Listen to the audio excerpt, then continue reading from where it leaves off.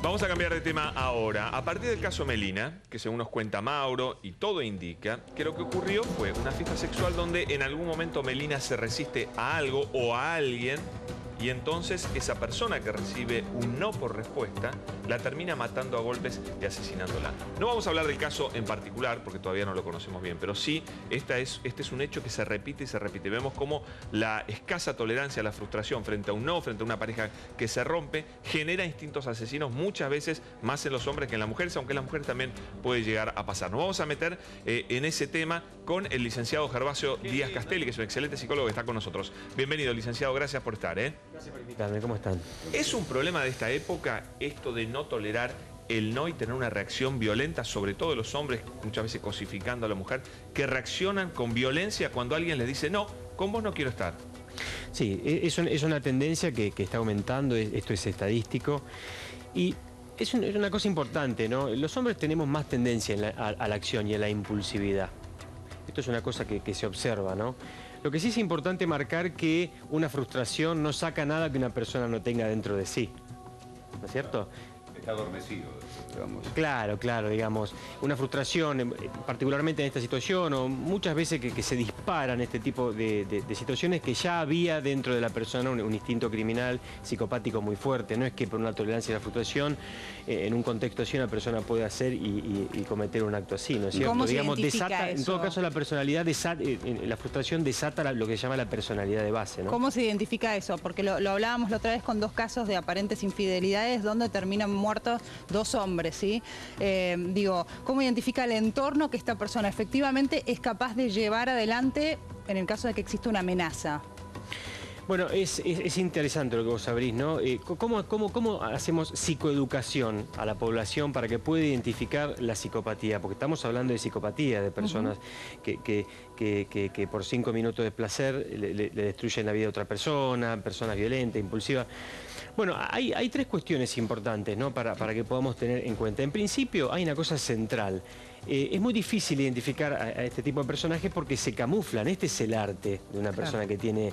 de la psicopatía. Se camuflan, es muy difícil de identificarlo, pero de alguna manera el psicópata empieza siempre erosionando la autoestima. Empieza con pequeñas descalificaciones, déjame que vos no lo sabés hacer, empieza con pequeñas cosas de descalificación. Digamos, en vez de producir autoestima, destruye la autoestima. Una primera cosa, ¿no? Después hay una cosa central. Este tipo de personajes no pueden resonar en el campo emocional del otro. Son personas muy frías.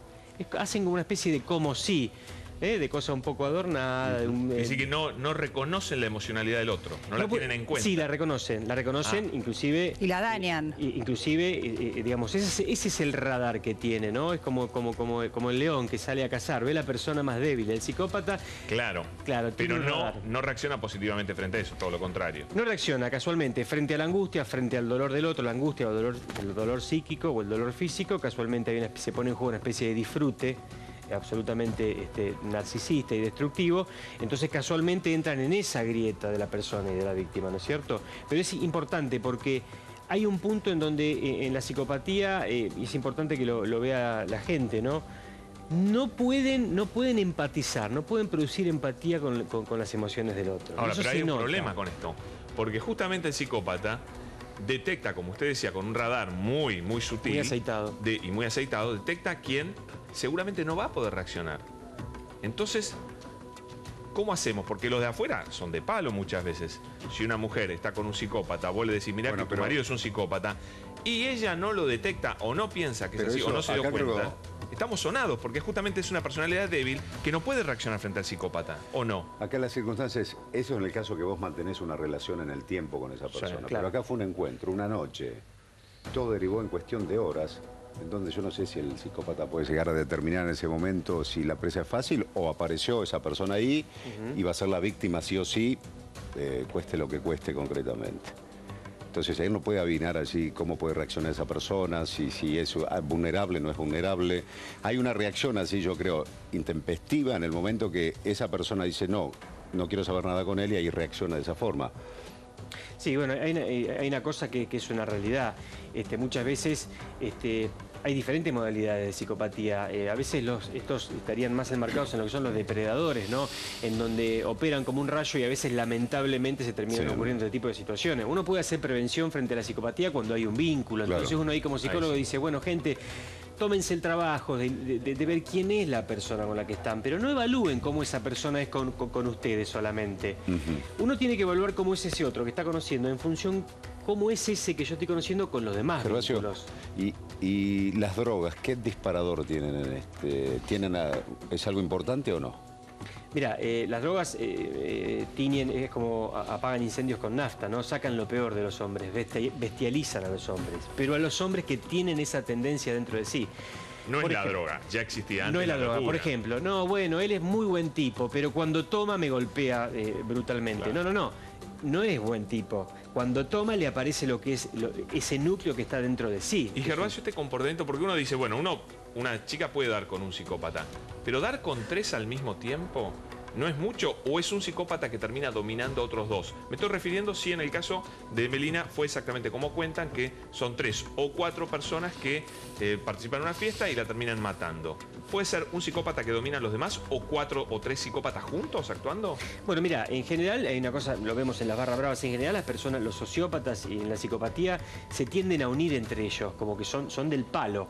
O sea, porque, a ver, es hay muy un mismo difícil, código entre claro, ellos. es muy difícil poder encontrar a alguien que tiene los mismos códigos de sadismo y de brutalidad, como ¿entendés? O sea, yo soy eso y enseguida voy a tener también el radar para identificar a la gente frágil, pero también encontrar a otras personas que tengan esa dosis de crueldad y de desprecio por la vida. Entonces se tienden a unir porque ahí hay una especie de cosa legítima en donde lo que yo haga va a estar legitimado por el otro. No me critiquen. Claro, claro. Pero ¿cierto? ¿puede un hombre sin antecedentes enloquecer ante el no de una persona, no acceder a tener relaciones sexuales con él y de golpe convertirse en un asesino? No, yo creo que no. Yo creo que sí puede ocurrir, y la experiencia lo muestra, que muchas veces hay casos de emoción violenta de personas que no tienen esa madera psicopática dentro de sí, que por una eventual frustración y por estados de mucha impotencia pueden llegar a ser un acto criminal, un acto de violencia. Pero en general son los menos. En general son los menos. ¿Y la víctima puede haber mostrado algún síntoma de vulnerabilidad que fuera aprovechado? Porque lo contaba Mauro, acá había un plan previsto, Mauro, de vamos a drogarla y a enfiestarla. Eso, esto claro, es lo que decía. De acuerdo con la declaración de uno de los que se incrimina, el único que se incrimina, si es real lo que dice, él escucha decir de boca de otros que la van a enfiestar, la van a drogar, un plan de llevársela con ese objetivo. Esto es lo que aparece mencionado en el expediente. Cosificando Claro, la cosificándola. De hecho, la fiscal toma el criterio de entender que se trata de un homicidio cometido en el contexto de violencia de género porque entiende que la mujer fue cosificada y usada y bastardeada como objeto. Pero digo, si hay un plan supuesto de llevársela para drogarla, dice textual el que se incrimina que le escucha decir a otros, ahí no hay ya una mirada psicopática de quien lleva adelante la historia, más que una mirada de algo casual, inesperado. No, yo creo que son casos absolutamente de psicopatía, ¿no? De psicópatas más depredadores, ¿no? Que están un poco a la caza, siempre buscando personas frágiles para llevarlas a un territorio así. Yo siempre creo que en estas cosas hay que hablar de psicopatía franca, que bueno, ¿no? Son el gran enemigo de la sociedad, ¿no? Los que realmente producen estos daños, ¿no? Irreparables, ¿no? Y que generan tanta angustia social. Yo como profesional veo tanta angustia social por este tema en la gente, ¿viste? Que uno dice, bueno, tenemos que empezar a poder hacer psicoeducación, ¿viste? Tomémonos el trabajo de conocer a las personas que nos vamos vinculando, ¿viste? Entreguémonos a la pasión, pero mantengamos cierta prudencia. Pero también nos cuidamos, Gervasio. ¿Cómo? También no nos cuidamos. Hay a veces esa sensación de querer tomar riesgos, de participar o de juntarme con gente que por ahí no la conozco muy bien y demás, que yo no le estoy echando la culpa a la víctima, lo aclaro, siempre la víctima es víctima. Sí, pero pasó y mucha gente dice, bueno, la chica también, a ver, fue a la casa de alguien con 4 jóvenes que no conocía hay o una que conocía condición de la muy poco, adolescencia. es decir, hay quienes se refieren a la situación de la adolescencia hoy en día, sin límites horarios, una chica de 17 años que no se sabe, insisto, qué es lo que sucedió, pero se habla de drogas, de una fiesta sexual pero y aparte, demás. Agos, entonces hay gente que en vez de analizar claro, qué es lo mira que al revés. Exacto. Pero hay gente, a ver, no sabemos si es una técnica impuesta por los imputados justamente para justificarse. ¿Qué mejor argumento que un imputado? Si bueno, vino a una fiesta con nosotros y después la cosa se pudrió. No sabemos si fue algo consentido, si fue algo donde la chica accede a determinada o si la llevaron por la situación. fuerza. Digo, si te están drogando, perdés cualquier capacidad de discernir. Si estás, como dice el que incrimina a otros, que Además, escuchó decir, la vamos a drogar. En eso que decía vos, la cuestión de riesgos, en la adolescencia es como que te vas al mundo por delante y nunca te va a pasar nada, y todo va a estar bien. Yo creo que hay una crisis, hay una crisis muy grande en relación a la cuestión de la educación en territorio de esa primera institución que es la familia primaria, ¿no? Sí. Yo noto que los padres muchas veces buscan demasiado amor y demasiada aprobación de sus hijos, entonces toda la parte de poner límites no se está implementando. A ver, veo padres con miedo a los hijos adolescentes a poner límites. Completo, terror le tienen. ¿Entendés? Terror. Es una cosa muy interesante pensar ahí, porque también los educadores en las escuelas le tienen miedo de poner límites a los alumnos porque los padres de los alumnos van a venir a agredirlos. Vale decir, hay una crisis, una especie de anomia, de falta de reglas muy grande. Límites. Tampoco se pone límites al mismo después, ¿o no? No Termina... se cuida, tiende a no cuidarse después, ¿es verdad eso? Absolutamente, porque si no hay diálogo y uno no le enseña a los hijos a valorarse, a tener autoestima, ese chico va a salir al mundo y va a exponerse a situaciones de riesgo. O sea, yo sí creo que los padres tienen que empezar a autorizarse, a tener más control sobre sus hijos, Hay un a libro controlar que en las escribió redes sociales. Jaime Barilco hace 20 años, creo, más o menos, El miedo a los hijos. Sí, sí. Toda esa generación de padres donde en definitiva el temor de ponerle límites a los hijos, cuando los hijos inconscientemente le están pidiendo a los padres, poneme un límite o marcame cuál es la cancha concretamente, ¿no? Lo que pasa es que uno tiene que priorizar. A ver, los padres efectivos son los que priorizan la salud mental del chico por sobre ciertas cuestiones asociadas al amor. Entonces muchas veces hay que bancarse las tensiones con un adolescente, que es difícil, para hacerle un bien, algo positivo para que pueda circular en la sociedad. Te proponemos que vengas otro día y hablamos concretamente de eso, de la relación entre padres e hijos, que es un temazo de estos días. Es un temazo, muy interesante. Muchísimas gracias por Gervasio. Gracias por invitarme.